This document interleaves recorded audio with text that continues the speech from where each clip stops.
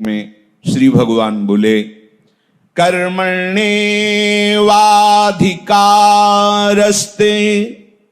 मा फलेषु कदाचन मा कर्म फल हेतुर्भूमाते संगोस्तु कर्मणि। बहुत महिमामय श्लोक है। प्रभु कह रहे हैं, तुझे जो प्राप्त कर्तव्य कर्म है बस उसमें निष्ठापूर्वक लगना है। तुम्हारा अधिकार कर्तव्य कर्म करने में है, फल में नहीं। प्रायः बिना फलाकांक्षा के कोई कर्म करना ही नहीं चाहता। ये करेंगे तो इसका क्या फल होगा, वृंदावन जाएंगे तो इसका क्या फल होगा, ये दान करेंगे तो इसका क्या फल होगा। बिना फल के उस सत्कर्म की भावना ही नहीं करना चाहता। और अगर यही फल बुद्धि असत्कर्म में रख लो तो बच जाओगे। लेकिन कैसी चतुराई माया की है, अगर भागवतिक कर्मों की बात आई तो प्रश्न उठता है, इसका क्या फल है, इसका क्या लाभ है। बड़े चतुर हो। तो जब बुरे आचरणों की प्रेरणा होती बुद्धि में, तब क्यों प्रश्न नहीं करते बुद्धि से इसका क्या फल है। तब कहते हो देखा जाएगा। तब तुम्हारे अंदर निश्चिंतता होती है कि नहीं नहीं, अभी तो मैं इस भोग को भोगता हूं। परिणाम फिर क्यों नहीं तुम्हारे हृदय में स्फुरित होता कि ये जो हम बर्ताव कर रहे हैं शास्त्र विरुद्ध, इसका क्या फल होगा। वही बुद्धि है जो सत्कार्य के लिए प्रेरित करने की बात करो तो प्रश्न खड़ा कर देती, इसका क्या फल होगा, इतने दिनों से कर रहे हैं, क्या मिला। बहुत बढ़िया। तो इसे विपक्ष में क्यों नहीं करते। जो शास्त्र विरुद्ध आचरणों में लगाती है तो उस समय तुम एकाग्र होकर इससे प्रश्न क्यों नहीं करते बुद्धि से, इसका क्या फल होगा, क्या हुआ, इतने दिन तक करते रहे, क्या मिला, करो ना प्रश्न। तो हमारी उल्टी बुद्धि है। जब हम भगवत कार्य के लिए गुरुजनों के द्वारा, संत महापुरुषों के द्वारा, शास्त्र के द्वारा प्रेरित किए जाते हैं तो बुद्धि प्रश्न खड़ा कर देती, इसका फल क्या होगा। और जब यही बुद्धि असत कार्य के लिए प्रेरित करती है तो आप बेपरवाह रहते हैं। उल्टा हो जाए तो परमार्थ के पथिक बन जाओगे। संत सदगुरुदेव और शास्त्र के द्वारा जो प्राप्त प्रेरित कर्तव्य है उसमें यह मत सोचो कि इसका फल क्या होगा। उसका फल एक ही होता है, भगवत प्रसन्नता, भगवत प्राप्ति, महासुख। कुछ भी प्रेरित करें हो, तुम्हें केवल उनकी आज्ञा का पालन करना है। साधुते होए न कारज हानि। जो शास्त्र प्रेरित करते हैं तुम्हारी बुद्धि उसका निर्णय नहीं कर सकती, तुम्हें केवल करना है। उसका फल क्या होगा बिल्कुल मत सोचो। उसका फल भगवत प्रसन्नता होगी, भगवत प्राप्ति होगी, ऐसा सुख जहां किंचन मात्र दुख नहीं है। और विपक्ष में विपरीत कदम रखने पर सोचो, एक कदम भी बिना सोचे मत बढ़ाओ। ये जो बुद्धि प्रेरित कर रही, इसका फल क्या होगा, क्या होगा जब हम गुरु आज्ञा का उल्लंघन करेंगे, क्या होगा जब हम शास्त्र विरुद्ध आचरण करेंगे, क्या होगा जब हम मर्यादा उल्लंघन करेंगे। बिना विचारे एक कदम मत रखो। लेकिन इधर विचार करने की आवश्यकता नहीं। जैसे आज्ञा शास्त्र कर रहा है, सदगुरुदेव कर रहे, बिना ही विचार करी शुभ जानी। वहां बिना विचारे जो करे सो पाछे पछताए, काम बिगाड़ो आपनो जग में होत हसाए। कर्मण्येवाधिकारस्ते। तुम केवल जो प्राप्त कर्तव्य कर्म है, वासना के द्वारा प्रेरित और उपासना के द्वारा प्रेरित, दो साधन करने वाले पाए जाते हैं, एक विषयी और एक भागवतिक। जो वासना से प्रेरित होकर के कर्म करता है वो बंधता चला जाता है, और जो उपासना से प्रेरित होकर के कर्म करता है वो मुक्त होता चला जाता है। उपासना का प्रधान स्वरूप है शास्त्र और सदगुरुदेव के वचन ही प्रमाण है। मनमानी बिल्कुल नहीं। वो क्या बोल रहे हैं बिना विचार करके आप करिए, आगे चलकर आप देख लेंगे उसका परिणाम क्या होगा। एक बहुत ही हिंसात्मक वृत्ति वाले जवान बलवान जो भी मिले छीन लेना और जान से मार देना।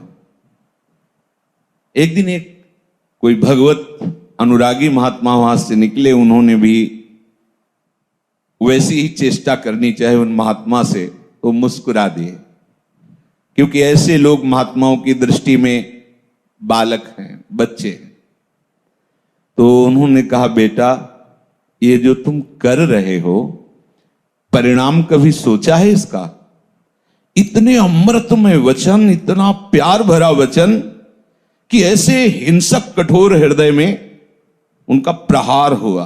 देखो संतों के वचनों का प्रहार, टूटा हृदय। लगा कि कैसी अमृतमयी मिठास इनके वचनों में है।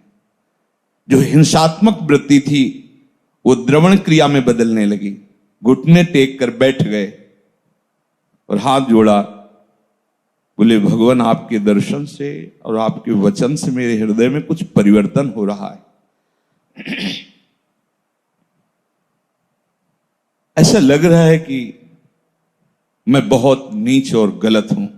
जैसे दर्पण के सामने जाओ ना तो असली रूप दिखाई देता है, ऐसे साधु समागम में अपना असली परिचय मिलता है। प्रकाश होता है ना वहां ज्ञान का, तब लगता है मैं कितना अधम हूं, मैं कितना गंदा हूं। जैसे संसारी पुरुषों के बीच में आपको अहम दर्शन कराएगा अपना, मैं इससे तो श्रेष्ठ ही हूं, लेकिन साधु सभा में आपका असली परिचय मिलेगा।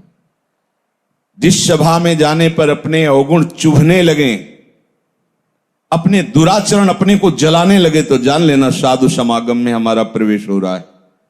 वहां पहुंचते ही आपके हृदय में एक जलन पैदा हो जाए, मैं कितना नीच हूं, मैं कैसा अवगुणी हूं।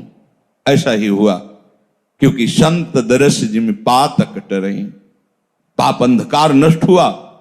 घुटने टेक दिए, कहा भगवान मैं तो बहुत कठोर हृदय हिंसक हूं, क्या करूं? जब से शुद्ध संभाली तब से यही कर रहा हूं। उनका एकमात्र भगवान का आश्रय लेकर भजन करने से कोई भी हो सबका मंगल हो जाता है। भजन साधन तो हो, भजन न होई तामस देहा। हमारी तामसिक वृत्ति, तमोगुणी वृत्ति है, मारना, हिंसा, प्रमाद, ये सब हमारा स्वभाव है। भजन तो होने वाला नहीं। क्या मुझ जैसे राक्षसी वृत्ति वाले का भी कल्याण कोई उपाय है? हां, मैं तुम्हें दीक्षा दूंगा, महामहिम भगवान की शरणागति का उपदेश करूंगा, पर पहले तुम्हें तीर्थ यात्रा करनी होगी। जब तुम्हारा हृदय पवित्र हो जाएगा तब हम तुम्हें मंत्र उपदेश करेंगे। प्रायः पद्धति यही है। पूर्व के गुरुजन महापुरुषों को देखा कि शरणागत मंत्र की याचना, तो चलो वृंदावन की दंडवती परिक्रमा लगाओ, पूरी परिक्रमा दंडवती लगा के और फिर बात करेंगे शरणागत मंत्र की। वो विरक्त भेष निज जो गिरिराज जी की पूरी दंडवती परिक्रमा लगाओ, पहले पवित्र हो तब हमारी बात समझोगे। तो उनका भगवान मैं कैसे समझूंगा कि मेरी तीर्थ यात्रा सफल हुई, मेरा हृदय पवित्र हो गया और आपके शरणागति के लायक बन गए? उन्होंने एक लकड़ी दी और कहा जिस समय तुम पवित्र हो जाओगे ये सूखी लकड़ी में हरे हरे किनगे आ जाएंगे। सदगुरु के वचन, प्रणाम किया और चल पड़ा। संध्या काल होने पर एक जंगल में बड़ा वृक्ष था, उसके नीचे जाके बैठ गए कि रात्रि पार करेंगे, फिर पूछते पूछते हर तीर्थ में जाएंगे, भ्रमण करेंगे। पास में लकड़ी रख ली और विचार करने लगे कि संत कितने कृपाल होते हैं, कहां मैं हिंसक नीच आचरण वाला और कहां वो प्रेरित करके तीर्थ याटन में भेज रहे हैं। इतने में कुछ आवाजें सुनाई दी वृक्ष के ऊपर से, तो चार बड़े बलवान और प्रवीण चोर, जो चोरी में प्रवीण, वो प्लान बना रहे थे कि ये जो पास में गांव है, इन लोगों ने पीछे जब चोरी की थी तो हम पर हमला किया था, आज हम इन पर हमला करेंगे। चारों तरफ से आग गांव में लगा दो और जो निकले बस मारो, सबको मार दो। वो बैठे नीचे सुन रहे थे।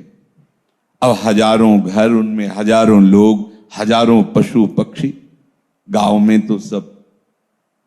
उसने विचार किया कि तीर्थ यात्रा को तो जा ही रहे हैं, अगर इन चारों को मार देते हैं तो लाखों जीवों की रक्षा हो जाएगी। आग लगाएंगे चारों तरफ से गांव में, तो चींटी से लेके मनुष्य पशु पक्षी सब जल जाएंगे। और इन लोगों का कथन है कि जो बाहर निकलेगा उसको मार देंगे। तो अगर हम इन चारों को मार देते हैं तो जहां सैकड़ों को मारा है, चार इसमें और जुड़ जाएंगे, तीर्थ यातन तो जा ही रहे। बहुत ही हिंसक, क्रूर प्रवृत्ति और बलवान था। उन्होंने कहा भाई सुनो, तुम्हारा प्लान गलत है, हम बचपन से इसी प्लान में प्रवीण हैं, मारे जाओगे तुम। वो एक एक करके ही तो उतरेगा, चारों थोड़ी कूद पड़ेंगे। विश्वास हुआ उनको कि हमारा ये श्रेष्ठ है, तो ऊपर से जो नीचे तगड़ी जड़ थी पेड़ की, तो आड़ में ले जाकर मारने का स्वभाव था, चारों को मार दिया। सोचा अब यहां हत्या कर दी, यहां तो रात्रि नहीं व्यतीत करेंगे, आगे किसी और वृक्ष। छड़ी उठाई, जेवी उठाई, लकड़ी तो हरी हो गई। कहा अभी तो हमने कोई गंगा गोदावरी स्नान नहीं किया, गुरुजी कह रहे थे लकड़ी जहां हरी हो जाए तो वापस आ जाना, तुम्हारा हृदय पवित्र हो गया है, प्रमाण हो जाए। गुरु के वचन, अब तो वापस। गुरुजी देख के हंस दिए, हिम्मत नहीं पड़ी तीर्थयाटन करने की। बोले नहीं गुरुजी, आपने लकड़ी दी थी और कहा था जहां हरी हो जाए वापस आ, तो ये तो अभी हरी हो गई। उनका कौन से तीर्थ में स्नान किया? बोले चार को और मार दिया है प्रभु, स्नान तो नहीं, चार हत्याएं और की। उनका हुआ क्या? पूरी घटना बताई। बोले देखो बेटा, जब तुम अपने सुख के लिए किसी को कष्ट देते थे, मारते थे, तो तुम्हारे लिए वो अंतःकरण की मलिनता का रूप होकर नरकगामी बनाने का पक्का रास्ता तय हो गया था। आज तुमने जो चार को मारा वो लाखों के जीवन बचाने के लिए, तो तुम्हारे को पुण्य मिल गया, तुम्हारे को सुकृत मिल गया, तुम्हारे सारे पाप नष्ट हो गए। कर्म वही है, लेकिन गुरु आज्ञा से भगवत मार्ग में कदम रखा और हिंसा ही की जो करते थे, लेकिन संत दरस से भाव पलट गया। स्वसुख वांछा से नहीं, ये सब गांव की रक्षा होगी, पशु पक्षी बचेंगे, ये भाव कहां से आया? गुरुदेव के दर्शन से, गुरुदेव के वचनों से। ऐसा सद्भाव कि सारे पाप कर्म नष्ट हो गए और वो उसी दिन दीक्षा लेकर महात्मा बन गया। कर्मण्येवाधिकारस्ते, तुम्हें केवल अपने कर्म से जो प्राप्त कर्तव्य है उसमें यह नहीं है कि यही कर्म होना, कोई खास बात नहीं कि यह कर्म करना है तुम्हें। जो इसीलिए प्राप्त शब्द है, जैसे पुत्र है, वयोवृद्ध माता पिता हैं, कोई दूसरा उनको देखने वाला नहीं है, और वो जवान बेटा है। अब उसका प्राप्त कर्तव्य जो गृहस्थ धर्म में है, प्राप्त कर्तव्य है माता पिता की सेवा करना। अगर ऐसी स्थिति में उसके हृदय में सुदृढ़ वैराग्य है, अब उसके ऊपर यह लागू नहीं होगा। जैसे महाप्रभु श्री चैतन्य देव सन्यास के लिए जब सची माता से प्रार्थना की, अनुमति मांगी, तो उन्होंने कहा बेटा घर में कोई दूसरा तो है नहीं, विष्णु प्रिया भी तो नवीन अवस्था है, वो तो आज तक बाहर ही नहीं निकली, तो थोड़ा बाजार से जहर ला के रख देना, क्योंकि कोई जहर लाने वाला भी नहीं है।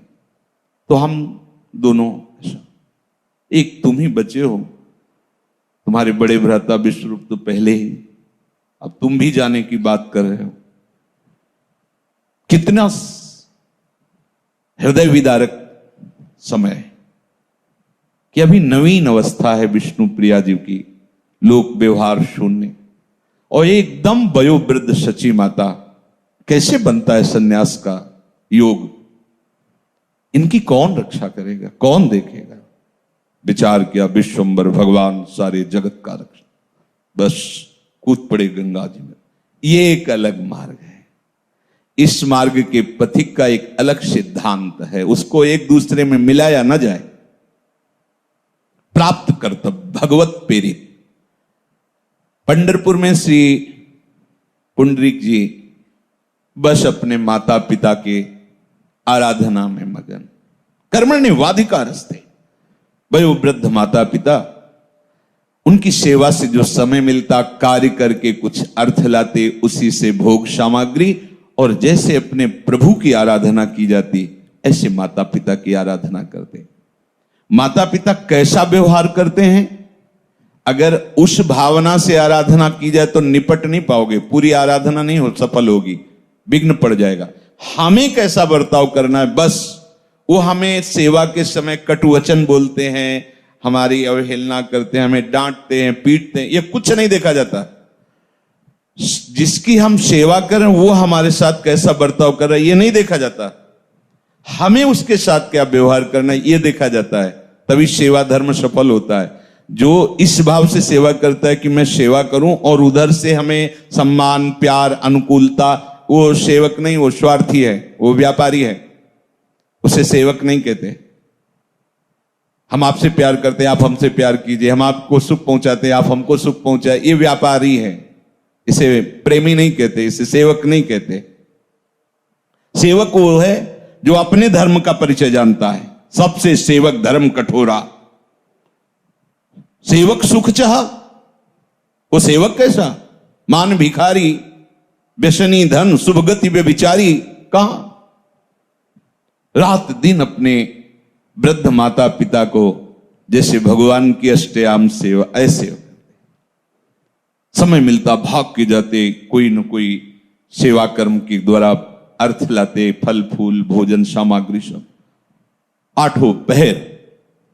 और भगवत भावना, ध्यान रखो, अच्युत भावना विहीन हर कर्म बांधने वाला होता है, और भगवत भावना युक्त हर कर्म आपको भगवत प्राप्ति करा देगा। जो शास्त्र विहित है, शास्त्र निषिद्ध तो होगा ही नहीं उससे, जो भगवत आराधना की भावना रखता है। एक बार प्रभु बहुत द्रवित हुए, क्योंकि जो सेवक होता है वो स्वामी को सेवा के बल से अधीन कर लेता है। खास बात उसमें यह होती है कि उसको अपने सुख की परवाह नहीं होती, और जब स्वामी देखता है कि केवल मेरे सुख के लिए ही है तो उसका हृदय द्रवित हो जाता है और वो सेवक का सेवक बन जाता है। ये रहस्य है, सेवा में बहुत बड़ी सामर्थ्य है। प्रभु विट्ठल भगवान जब वो सेवा में लगे थे अपने माता पिता, पीछे से आवाज दी, पुंडरीक, जो बड़े बड़े योगियों को भी दर्शन वांछनीय है वो दर्शन कर लो, मैं स्वयं चल के आया हूं तुम्हें दर्शन देने। कौन हो? कहा भगवान। एक ईंट उठा के से, जब तक हम अपने भगवान की सेवा नहीं कर लेते तब तक हम आपको देखेंगे भी नहीं। ऐसे भगवान इंतजार करते हुए खड़े, आज भी वैसे ही खड़े विट्ठल भगवान। जब सेवा हो गई, माता पिता को प्रणाम किया और फिर प्रभु की तरफ देखे। प्रभु क्योंकि सबके हृदय विहारी है, निहाल कर दिया। अपने कर्तव्य कर्म में इसका क्या फल होगा, ये अगर फल की आकांक्षा की तो आप सेवा धर्म का निर्वाह नहीं कर पाएंगे। कि वर्तमान में ही प्रतिकूलता मिल रही, इतनी हम सेवा करते हैं, वो कभी हमें शाबाश नहीं बोलते, जब देखो डांटते रहते, रात दिन हम कुछ अपने सुख की बात सोचते, फिर भी हम नहीं चाहते लेकिन ठीक से बोलें तो नहीं बोलेंगे, क्योंकि तुम्हारी बहुत बड़ी साधना चल रही है और उस साधना की परिपक्वता के लिए प्रतिकूलता उधर से आएगी जो सेव्य है तुम्हारा। अब तुम्हें उसमें खरे उतरना, खरे उतर गए तो एक ही फल है, भगवान की प्राप्ति। शब्द याद कर लो, ये बहुत बड़ी महामहिम बात है। कर्मण्येवाधिकारस्ते मां फलेषु कदाचन। एक बार हरिपाल जी बड़े सामर्थ्यशाली उसे ही कहते हैं जिसकी बुद्धि सतमार्ग में आरूढ़ हो और शरीर का बल दूसरों को सुख पहुंचाने में लगता हो, उसे सामर्थ्यशाली कहते हैं। जो कुमार्गगामी होता है उसे सामर्थ्यशाली नहीं कहते। जो दूसरों के स्वत्व का अपहरण करना चाहता है उसे बलवान नहीं कहते, उसे कायर कहते हैं। जो दूसरों के स्वत्व की रक्षा करता है, दूसरों को सुख पहुंचाता है और शास्त्र के अनुकूल चलता है, उसे कहते हैं सामर्थ्यशाली। शास्त्र के अनुकूल चलने में आपको विकारों को सहना होगा, प्रतिकूलता को जो सहन करता है वही सामर्थ्यशाली, उसी के आगे लगता है समर्थ। हरिपाल जी उत्तम कुल में प्रकट हुए थे। एक दिन पत्नी से विचार करके कहा कि जीवन कट तो रहा है पर नीरस सा है। ऐसा लगता है कि हमारे जीवन में एक अधूरापन है। क्या अधूरापन है समझ नहीं पा रहा, पर मेरा एक जीवन अधूरा सा, एक अशांति सी अंदर है। एक दिन एक बड़े तेजस्वी महात्मा उनके नगर से जा रहे थे। उन्होंने देखा, प्रणाम किया, भगवान घर पधारिए। संत बड़े कृपालु होते हैं। संतों को तो केवल भाव चाहिए, कोई ऐसा ना समझे कि संत तुम्हारी सेवा के भूखे हैं, रुपया पैसा भोजन के भूखे हैं, ऐसा नहीं। पर वो बहुत आदर से स्वीकार करते हैं। आप एक भी रोटी ऐसे तो आपको लगेगा भूखा है ना, इसलिए नहीं, तुम्हारे भाव को पुष्ट करने के लिए। अगर वो ऐसे ना करें तो सारे जगत का दाता आके उनको पवाएगा। वो भगवान के आश्रित जन हैं, शरीर प्राण मन बुद्धि सब प्रभु को समर्पित किए हुए हैं, पर वो ऐसे करुणा में होते हैं कि जरा सी भी बात के लिए वो रीझ जाते हैं। जरा सा कोई संत और देवताओं को सब संतों को तो इतना ही कर दे तो उनको लगता है इसको परम पद मिल जाए, इसका कल्याण हो जाए, ये भगवान का प्रेमी बन जाए, इसे कभी दुख ना मिले, ऐसी भावना। उनका भगवान घर पधारिए, घर आए, प्रणाम नमस्कार करके जैसा, प्रभु मेरे हृदय में एक अव्यक्त रूप की अशांति रहती है। मन को दिखाया कि क्या मिले तो तुझे शांति मिल जाएगी, पर जो जो चाहिए वो सब है। सुंदर पत्नी है, शरीर स्वस्थ है, खूब ऐश्वर्य है। तो उन्होंने कहा आपके ऊपर प्रभु की कृपा है, ये जो अतृप्ति है इसकी पूर्ति होगी भगवत प्राप्ति से। जब तक भगवान का साक्षात्कार नहीं होता तब तक जी की जरनी न जाए, बिनु देखे रघुनाथ पद जी की जरनी न जाए। ये हृदय जलता रहता है, पर उसको दिशा सही न मिलने के कारण वो भोगों में अपनी जलन शांत करने का उपाय करता रहता है। तब लग कुशल न जीव कहूं, सपने मन विश्राम, जब लग भजत न राम को शोक धाम तज काम। जो चाहत है नित्य सुख, अरु मन को विश्राम, हित ध्रुव हित सो भजत रहो, पल पल श्यामा श्याम। हरिपाल जी ने कहा भगवान अभी पूर्व में कभी भजन का अभ्यास तो किया नहीं, भगवत प्राप्ति सहज में हो जाए ऐसा आप उपाय बताओ, क्योंकि हम गृहस्थ धर्म से युक्त हैं। तो उनका सहज भी है और कठिन भी है। सहज इसलिए है कि उनको कुछ चाहिए नहीं, कठिन इसलिए है कि उनका निर्वाह करना बहुत कठिन। महत्संगस्त दुर्लभ हो, अगम्यो और अमोघस्य निश्चित भगवत प्राप्ति। संत सेवा करो, निश्चित भगवत प्राप्ति हो जाएगी। बस हृदय में दृढ़ता पूर्वक स्वीकार किया। पहले ही चर्चा में बताया है कि यदि शास्त्र संत और सदगुरुदेव की आज्ञा के अनुसार प्राप्त कर्तव्य का फल की इच्छा का त्याग करके पालन किया जाए, कर्तव्य कर्म किया जाए, तो उसका एक ही फल होता है, भगवत प्राप्ति। और कर्मों के तो अलग अलग अलग, लेकिन इसका एक ही फल होता कहीं से भी। जैसे उस चोर की बात बताई, पुंडरीक जी की बात बताई, अब हरिपाल जी, उनके गुरुदेव ने कहा जहां ये जेवें, हरि कहते हैं कि जहां मेरे भक्तों को आदर दिया जाता है और उनको भोग प्रसाद पवाया जाता है, तो जहां ये जेवें तहां मैं जेऊं, जहां सोवें तहां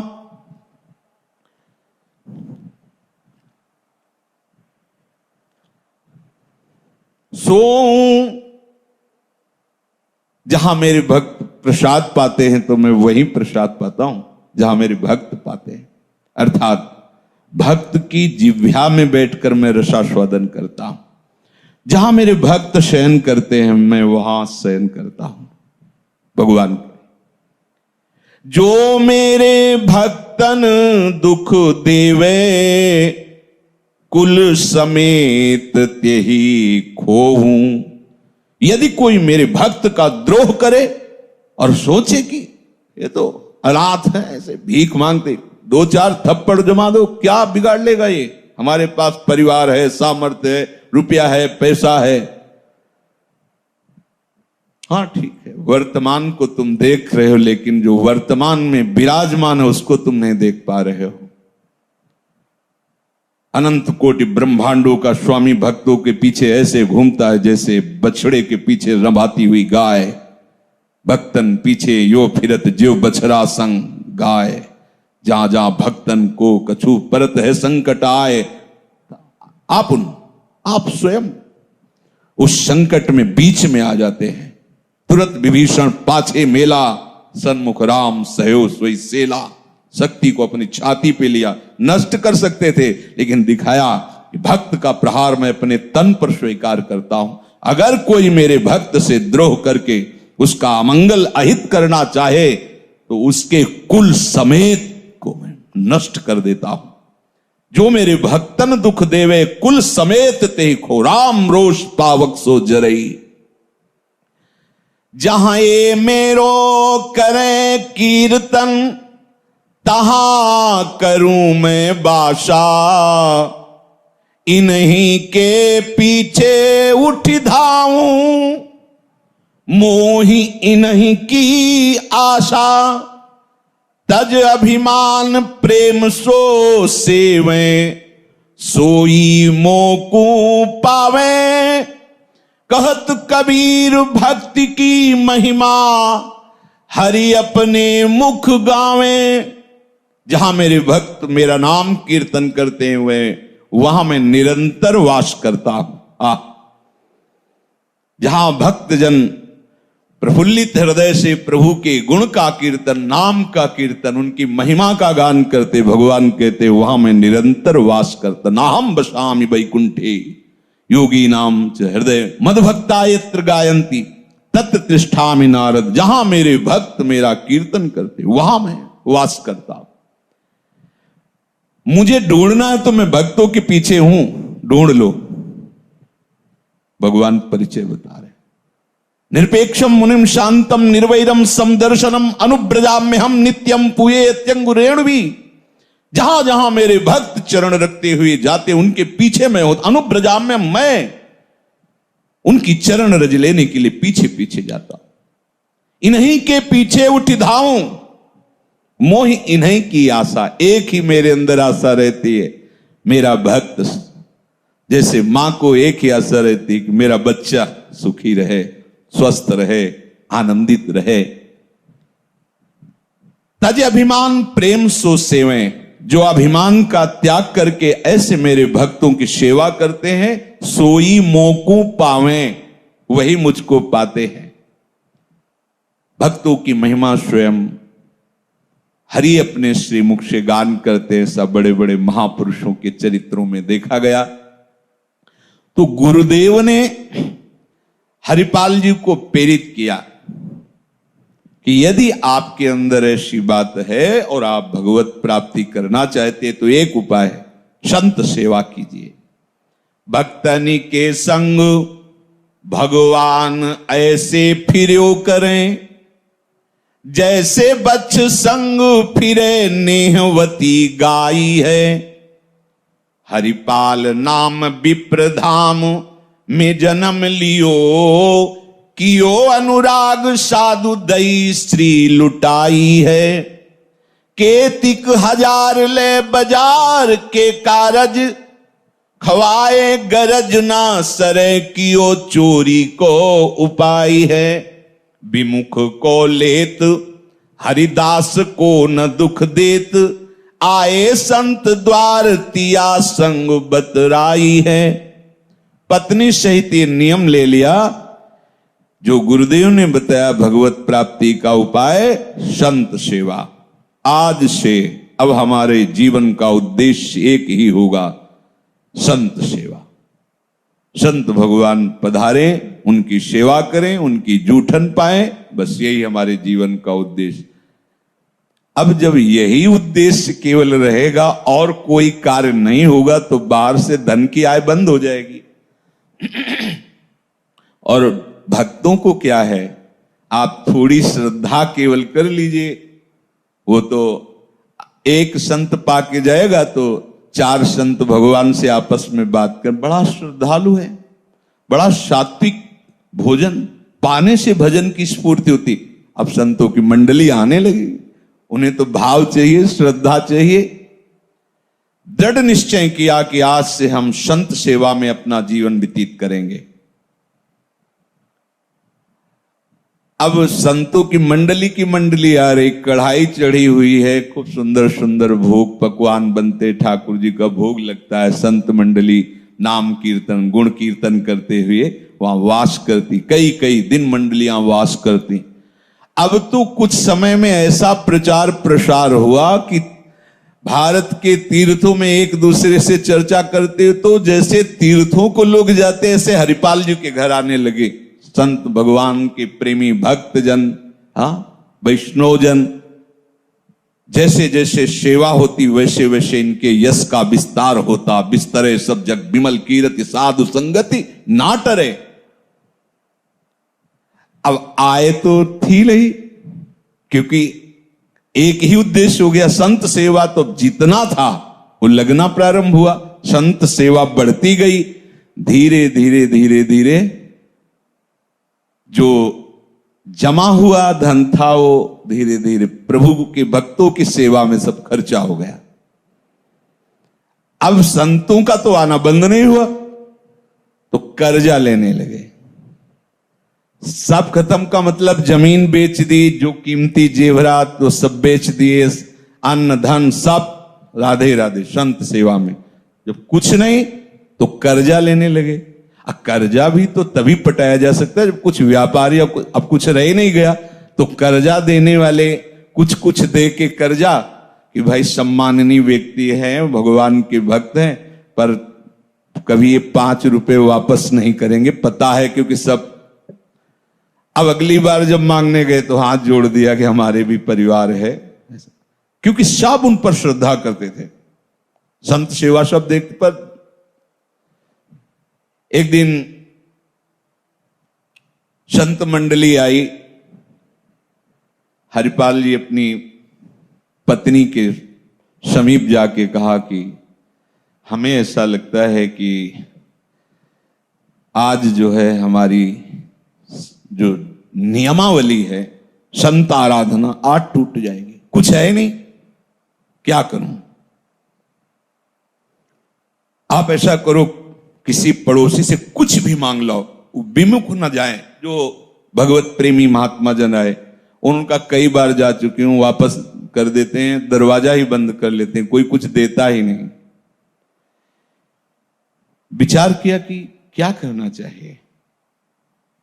कोई कर्ज नहीं देता, कोई व्यवहार में भी नहीं देता, और घर में कुछ है नहीं, संतों का कैसे सेवन करें? मन में विचार किया कि बल तो है ना। बहुत बड़ा जंगल पड़ता था गांव के, होते हैं 10-10 किलोमीटर में दूर दूर गांव, इस गांव से उस गांव में जाने के लिए जंगल पार करना। बलवान थे, भाला हाथ में लिया और निश्चय किया कि उनका भी मंगल होगा जो भगवान नाम जप नहीं करते और भक्त नहीं है, और कुछ भी हो छीन करके हम साधु सेवा करेंगे। अब देखो, कर्म तो निकृष्ट हुआ ना, लेकिन गुरु आज्ञा संत सेवा, जीवन का लक्ष्य संत सेवा। कोई उदाहरण देने लगते हैं हरिपाल जी का, तो पहले अपना सब संत सेवा में लगाओ, खाने को न रह जाए, फिर आगे आप उदाहरण हरिपाल जी का दो।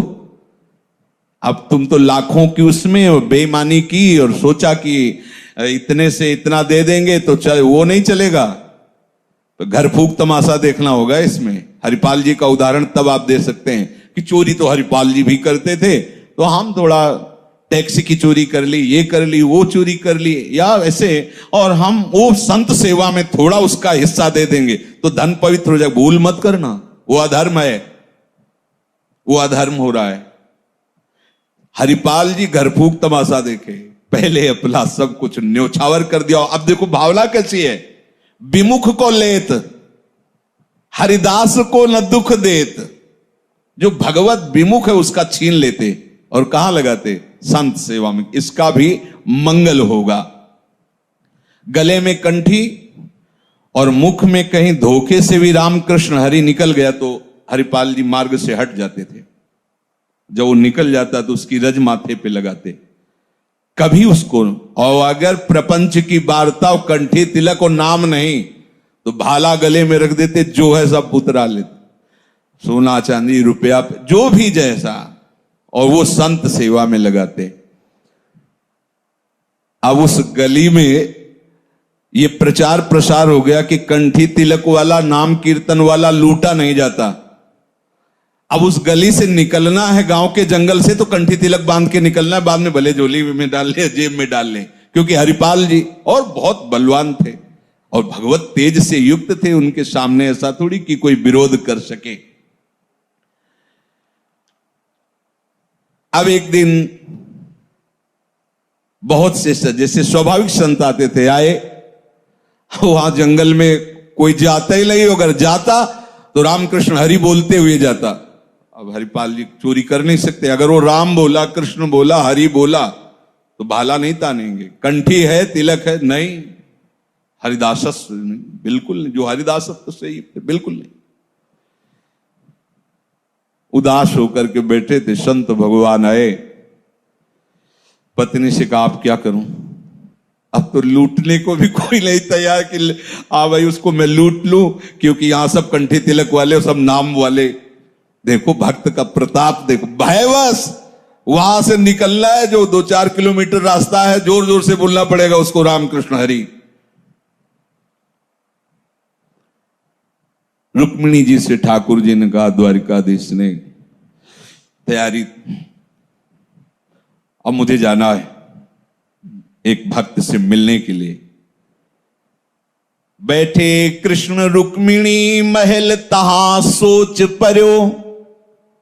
इधर अगर भक्त सोच में पड़ा है कि कैसे भगवत प्रेमी महात्माओं को विमुख जाने दें, पर हमारे पास कुछ है नहीं और लूटने के लिए कुछ नहीं, क्योंकि अब वहां से जो निकलता प्रचार प्रसार हो गया।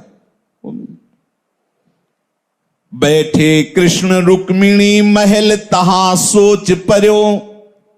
हरियो मन साधु सेवा साहू रूप कियो है।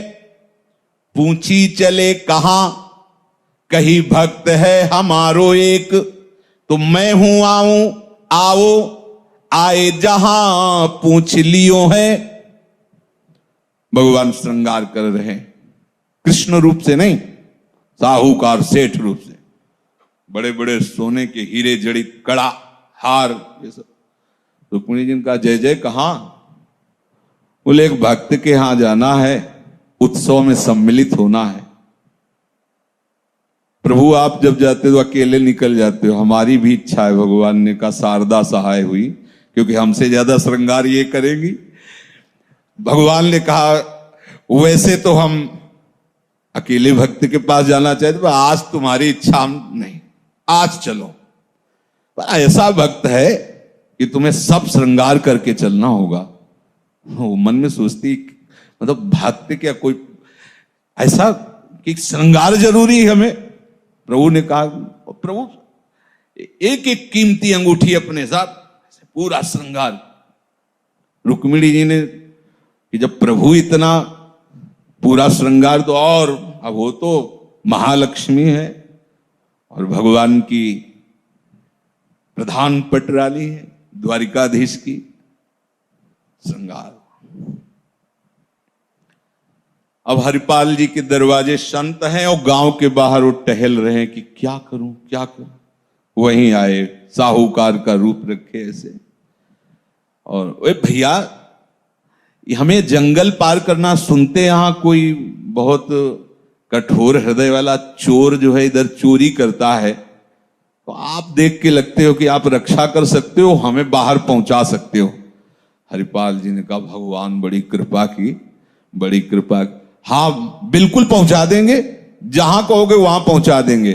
बोले हम ऐसे फ्री काम नहीं लेते, हम कुछ मुद्रा देंगे जब आप जंगल पार कर दोगे। बोले पहले दो, हमारे यहां अतिथि आए हैं, बिल्कुल हम सुरक्षित आपको पहुंचा देंगे, लाओ। तो कुछ स्वर्ण मुद्राएं दी। बड़े प्रसन्न ये, यार प्रभु कैसे लाज रखते हैं, मैं तो परेशान डोल रहा था। क्या आयो, पत्नी से कहा भगवान ने बात बला दी, देखो एक सेठ फंसा है, उसको पार करना है, उसने मुद्रा, तुम लाओ दाल चावल और रोटी बनाओ, संतों को पो, हम इनको पार करके आते हैं। भाला लिया और कहा आगे आगे तुम चलो, पीछे हम चलते हैं। रास्ते में चले। प्रभु ने रुक्मिणी जी से इशारा, एक भी भागवतिक चर्चा नहीं होनी चाहिए, धीरे से कहा। बोले प्रभु ऐसा ना भक्त की ना भगवान की कोई चर्चा नहीं, बस वही जैसे एक सेठ साहूकार चर्चा करते हैं, उस खाते बही खाते में इतने करोड़, उसमें वो होता ऐसा, वो ऐसा। हरिपाल जी का बात बन गई है, इतनी सोना चांदी और सब हीरा जवाहरात पे एक बार भी रामकृष्ण हरि नहीं बोल रहे। और गौर से देखा तो हार गले में थे, तुलसी की माला नहीं थी, कहीं कोई तिलक नहीं। वो भगवान आज तो माला माल कर दिए। बीच जंगल में पहुंचे, भाला निकाला, रुक्मिणी जी के होश उड़ गए कि प्रभु के सामने कोई भाला तान के खड़ा हो। उतार सब। प्रभु तो मतलब उनको कहना था, प्रभु हरिपाल जी ने अपना ऊपर का वस्त्र ऐसे डाल सा, भगवान रुक्मिणी जी भगवान की तरफ, उतार दो, इसी में भलाई है, उतार दो, उतार सब रखो इसमें। रुक्मिणी जी की जो एक अंगूठी थी वो प्रभु ने उनको पहनाई थी, वो बहुत प्राण प्यारी थी।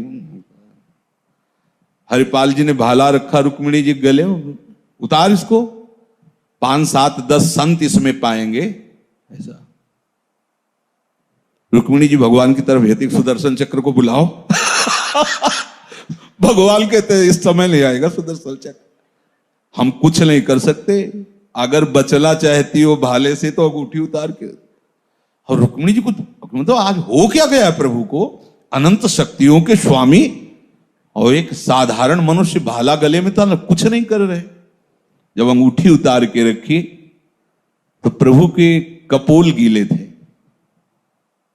रुक्मिणी जी ने देखा, बोले प्रभु वैसे ही हम आश्चर्यचकित हैं ये व्यवहार देख करके, और आप नेत्रों से बात करें। मानो उन्होंने कहा कि सुना नहीं, एक अंगूठी में 5 7 भक्त पाए, ये वही भक्त जिसके दर्शन कराने के लिए लाए, ये अपने लिए नहीं, ये मेरे लाड़िले वैरागी भक्तों के लिए कर रहा है। भगवान हरिपाल जी से कहा कि देखो हमारी तरफ। जे ही देखा श्री रुक्मिणी जी और द्वारिका, ओह साष्टांग भगवान के चरणों, प्रभु बहुत बड़ा अपराध हो गया, स्वामी की तो सेवा आराधना की जाती है, मैं ऐसा नीच कि अपने इष्ट के गले में भाला तान रहा हूं। प्रभु मैं बहुत नीच हूं, बहुत अधम का नहीं, मैं तुम्हें बहुत प्यार करता हूं क्योंकि तुम हमारे भक्तों से प्यार करते हो।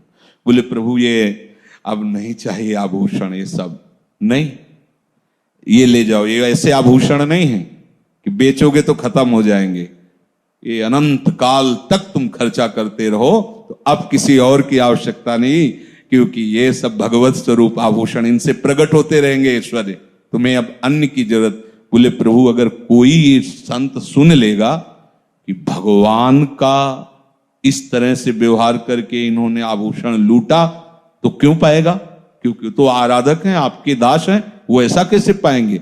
बोले आपने भगवान को थोड़ी लूटा, आपने तो साहूकार को लूटा है, तो कोई नहीं जानेगा, हम ही आप तो हैं, और जानेगा कोई, तुम ले जाओ। तो बोले प्रभु एक और बात है कि साधु सेवा में बाहरी सेवा तो हमारी है, लेकिन आंतरिक पूरी सेवा तो पत्नी की है। प्रभु हमें तो आपका दर्शन हो गया, लेकिन जो सेवा का आधार है अगर वो ना संतों को दुलार करें, बना के पवाएं मां की तरह, तो प्रभु हम ला के सामग्री दे देते हैं, कैसे हो पाता। तो प्रभु उनके साथ घर आए और पत्नी को दर्शन दिया और उनसे सेवा, पत्नी ने भगवान को भोग पवाया दोनों ने अपने हाथों से।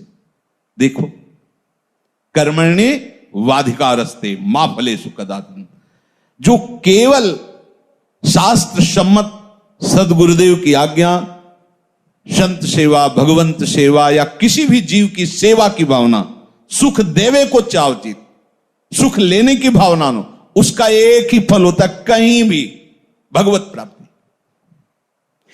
कई बार सुना है, कश्यप नाम के तपस्वी तपस्या कर रहे थे।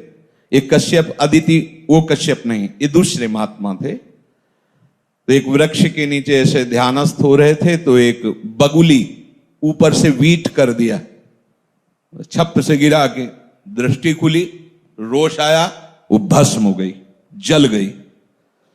लगा कि हां गलत हो गया।